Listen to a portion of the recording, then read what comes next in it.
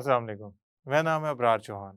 आज हम बाब नंबर 7 के आखिर में दी गई कुछ अहम मालूमात को उसका तफसीली जायज़ा लेने जा रहे हैं, उनका ज़िक्र करने जा रहे हैं अहम मालूमात का। इन अहम मालूमात में पहले तो आयरन और एल्यूमीनियम पे आयरन ऑक्साइड और एल्यूमीनियम ऑक्साइड के असरात पढ़ेंगे।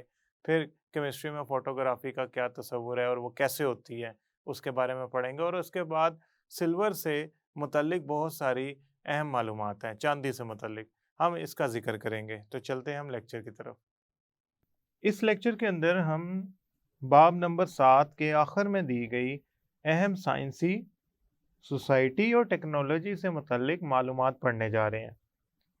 इसके अंदर सबसे पहले जो हमारे पास मालूमात मौजूद हैं वो ये है कि आयरन और एल्यूमीनियम पर बनने वाला Fe2O3 यानी कि आयरन ऑक्साइड और एल्यूमीनियम ऑक्साइड के असरात लिखें। पहले तो हमें ये पता होना चाहिए कि आयरन ऑक्साइड और एल्यूमीनियम ऑक्साइड हैं क्या। देखें, एल्यूमीनियम की जब क्रोजन होती है एल्यूमीनियम की जब क्रोजन होती है तो एल्यूमीनियम तब्दील हो जाता है एल्यूमीनियम ऑक्साइड में। ये आपके सामने जो तस्वीर नज़र आ रही है सफ़ेद रंग के मादे वाली, ये ठोस हालत में एल्यूमीनियम ऑक्साइड है। ये हमने अलहदा पाउडर की सूरत में इकट्ठा किया हुआ है। एल्यूमीनियम ऑक्साइड जो होता है वो एक इंतहाई सख्त और ठोस हालत में होता है। ये एल्यूमीनियम को मज़ीद ख़राब होने से बचाता है।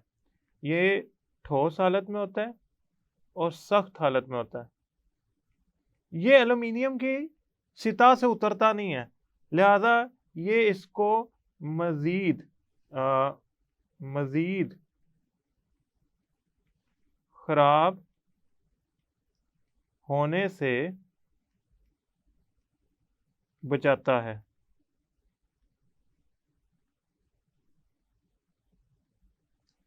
अगर आप दूसरी तरफ आए आयरन के बारे में, ये आपके सामने जो मैं अब सुर्ख रंग से तीर का निशान लगा रहा हूँ, ये है आयरन के ऊपर लगा हुआ जंग, रस्ट, क्रोयन। आयरन आयरन की जब क्रोयन होती है ना, तो उसके ऊपर जो जंग लगता है वो आयरन ऑक्साइड होता है और उसके साथ कुछ वाटर मॉलिक्यूल भी होते हैं। खैर, ये एक मुकम्मल फार्मूला है जंग का।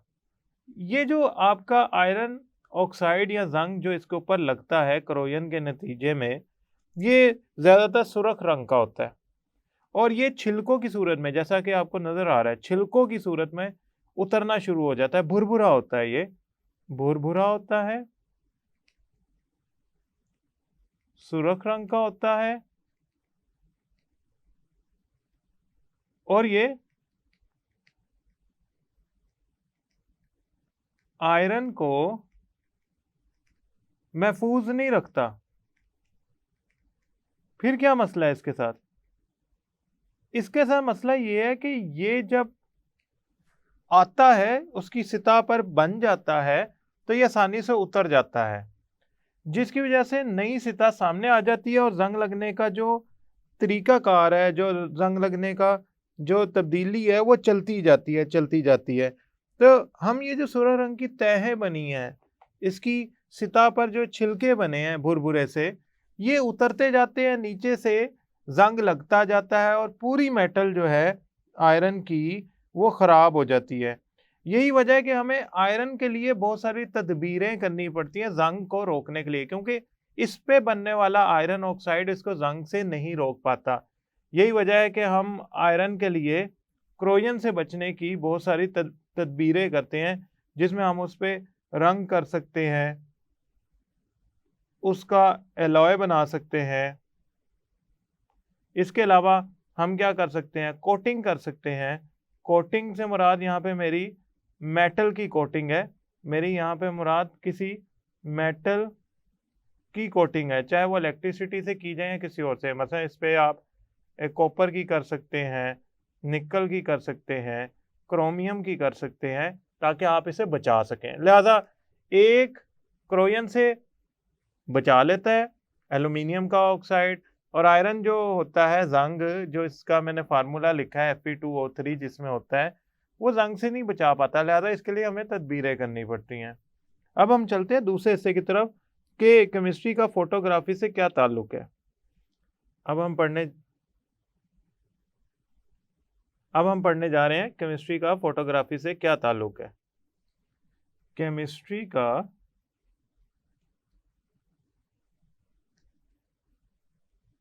फोटोग्राफी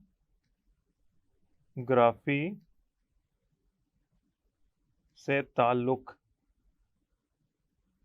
देखें, पहली बात तो ये है कि आप एक चीज समझें कि केमिस्ट्री और फोटोग्राफी का जो ताल्लुक है ना, वो एक जैसा नहीं है। मसलन 19वीं सदी के अवाइल में, शुरू में जिस तरह फोटोग्राफी की जाती थी, अब वैसे फोटोग्राफी नहीं की जाती। जैसे जैसे दुनिया तब्दील होती जा रही है, बेहतर से बेहतर तरीके फोटोग्राफी के आते जा रहे हैं। मिसाल के तौर पे 19वीं सदी के शुरू में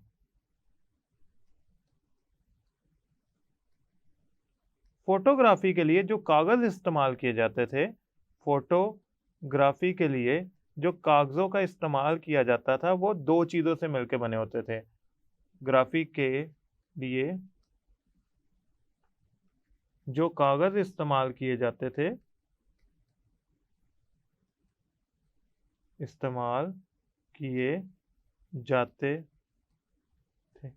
थे उसको, उसमें या उसकी तैयारी में, कागज की तैयारी में आप दो चीजें इस्तेमाल करते थे।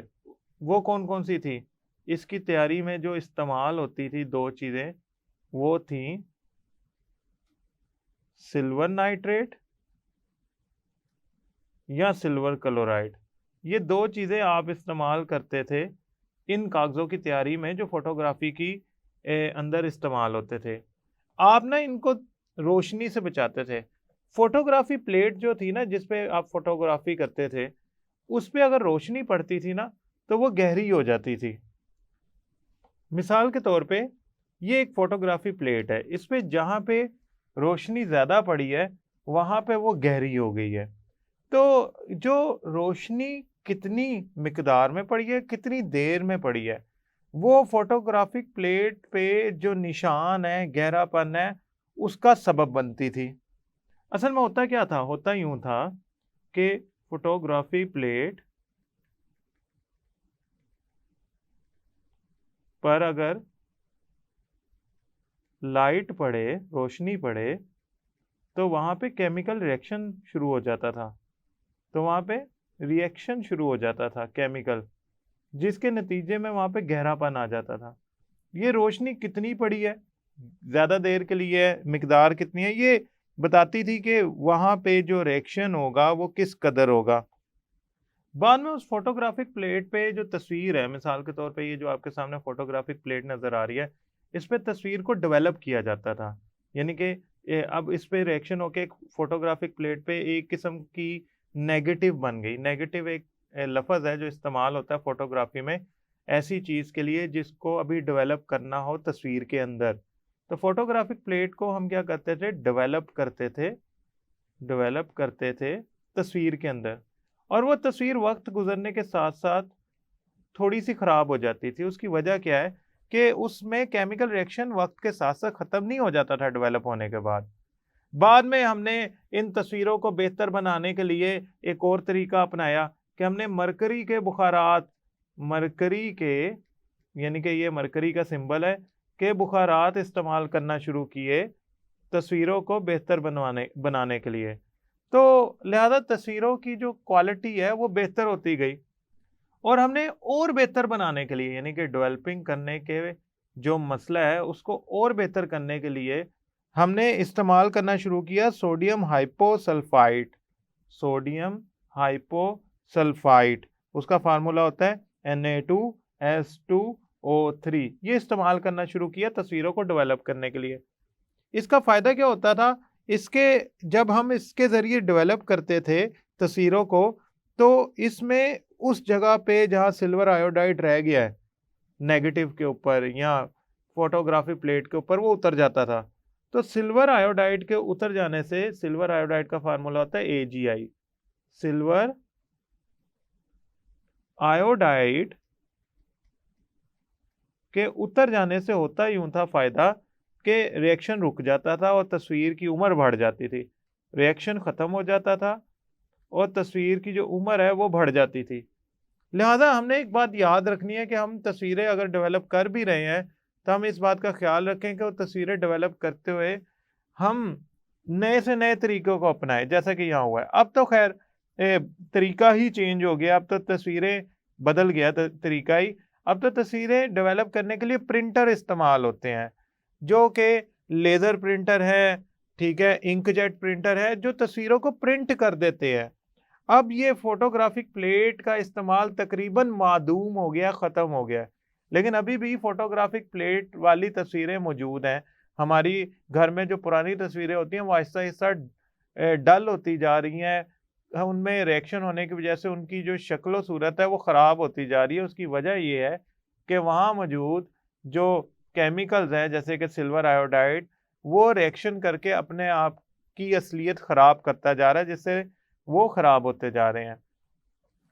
अब हम जो तीसरा हिस्सा करने जा रहे हैं उसमें हम ये पढ़ेंगे कि आराइशी आराइशी या रोज़मर्रा की अशिया जिनमें सिल्वर मौजूद होता है उनके बारे में, और सिल्वर ही क्यों इस्तेमाल होता है, आखिर इसमें ऐसी कौन सी खसूसियत या पायदारी है।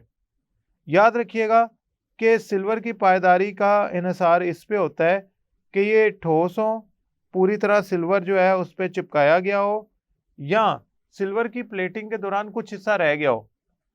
अब इस सारी चीज़ों को हम एक एक करके आपके साथ बहस करते हैं, इसके बारे में, इसके मौजू को तफसीलन बयान करते हैं।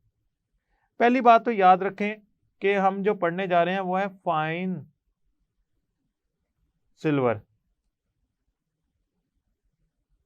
फाइन सिल्वर कहते हैं खालिस खालिस सिल्वर को या चांदी को, खालिस होती है ये। इसकी ना कुछ खसूसियात होती हैं, मसलन ये नरम होता है, मुलायम होता है, और ये फटाफट खराब हो जाता है, आसानी से खराब हो जाता है। खराब होने से मुराद ये नहीं है कि टूट फूट का शिकार हो जाता है, इसकी शक्ल सूरत जो है ना वो खराब हो जाती है हवा से, रिएक्शन की वजह से। हम ना अक्सर फाइन सिल्वर की बजाय, यानी कि खालिस सिल्वर की बजाय, सिल्वर को किसी और मेटल के साथ मिला के इस्तेमाल करते हैं। सिल्वर को किसी और मेटल के साथ मिलाकर उसका एलॉय बनाते हैं और फिर उसको इस्तेमाल करते हैं। इस तरह सिल्वर की खराबी का जो अमल होता है वो या कमज़ोर हो जाता है या बहुत हद तक ख़त्म हो जाता है।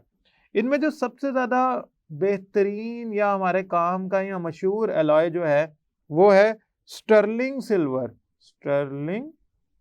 Sterling silver.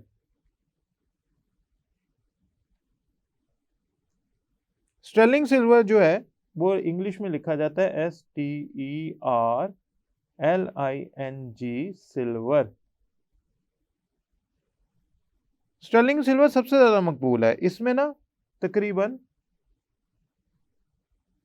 92.5% सिल्वर होता है और 7.5% जो होता है वो कॉपर होता है। यानी कि इसमें दो मेटल्स मिक्स की गई होती हैं, सिल्वर और कॉपर। स्टर्लिंग सिल्वर का जो ये 7.5% है ना, 7.5% है, ये कोई और मेटल भी बन सकती है। मिसाल के तौर पे आप इसकी जगह गोल्ड भी डाल सकते हैं, सोना भी यानी कि डाल सकते हैं, निकल भी डाल सकते हैं, मगर हमारे जो कई 100 सालों के तजर्बात है ना वो ये साबित करते हैं कि सिल्वर को जो सबसे अच्छा इसका साथी है वो कॉपर है स्टर्लिंग सिल्वर बनाने के लिए। उसकी वजह क्या है? देखें, जब कॉपर आप सिल्वर के साथ मिक्स करते हैं ना तो उससे उसका रंग मुतासिर नहीं होता। मिसाल के तौर पे ये आपके सामने एक स्टर्लिंग सिल्वर की तस्वीर है, ये कॉपर और सिल्वर से मिलकर बना है। अब इसमें आपको सिल्वर की कोई खराबी नजर नहीं आ रही होगी रंग की। उसकी वजह यह है कॉपर अगर सिल्वर के साथ मिक्स किया जाए तो वो उसके रंग को कोई खास नुकसान नहीं पहुंचाता, जिसकी वजह से हम कॉपर की थोड़ी सी मिकदार जो है वो उसमें डालकर सख्ती और पायदारी ले आते हैं। यानी कि स्टर्लिंग सिल्वर जो होता है वो सख्त होता है, पायदार होता है और खूबसूरत भी होता है, क्योंकि उसके रंग को कोई खास फर्क नहीं पड़ा। अब हम ना असल में अगर बात करें ना, तो सिल्वर के साथ मसला ये है कि सिल्वर हवा में मौजूद दो चीजें, सल्फर और हाइड्रोजन सल्फाइड, हाइड्रोजन सल्फाइड, इनसे ना रिएक्शन करता है। Sulphur S, hydrogen sulphide H2S, और ये दागदार या मैला हो जाता है। तो इनसे रिएक्शन करने के बाद हवा में मौजूद सल्फर और हाइड्रोजन सल्फाइड से रिएक्शन करने के बाद ये दागदार और मैला हो जाएगा। अब वो दागदार और मैला होने से क्या होगा, सिल्वर की खूबसूरती खत्म हो जाएगी। लिहाजा हम क्या करते हैं, इसको एलॉय की सूरत में इस्तेमाल करते हैं। आखिरी बात, सिल्वर को प्लेटिंग के तौर पर भी इस्तेमाल किया जाता है, चीज़ों की खूबसूरती में इजाफा करने के लिए। चीज़ों की खूबसूरती में इजाफा करने के लिए हम सिल्वर प्लेटिंग करते हैं, और ये इस बात पे मुनहसर होती है कि किसी चीज़ की जो तय है, किसी चीज़ पे जो हमने तय लगानी है सिल्वर की, वो कितनी मोटी लगानी है।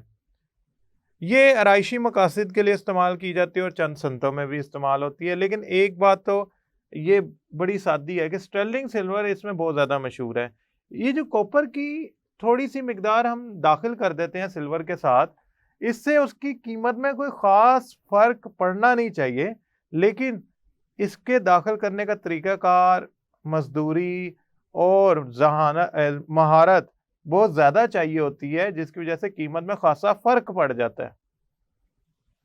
अब इसमें जो सबसे ज़्यादा अहम चीज़ है, वो कसीरुल इंतखाबी सवाल है कि स्टर्लिंग सिल्वर की क्या परसेंटेज या हिस्सा होता है कॉपर और सिल्वर का स्टर्लिंग सिल्वर के अंदर, खालिस सिल्वर कैसा होता है। और हमारे पास तस्वीरें डेवलप करने के जो दो तरीके थे, मरकरी के बुखारात के ज़रिए, सोडियम हाइपोसल्फाइड के ज़रिए। सिल्वर आयोडाइड क्या करता है और इसको कैसे ख़त्म किया जाता है। दूसरा ये है कि जो कागज़ इस्तेमाल किए जाते हैं फोटोग्राफी में, वो किस चीज़ के बने होते हैं। इस लेक्चर के अंदर मैंने मुख्तलिफ आपको कसीरुल इंतखाबी सवाल, अहम और मुख्तसर सवालात बताए हैं। इनको ज़रूर याद कीजिएगा।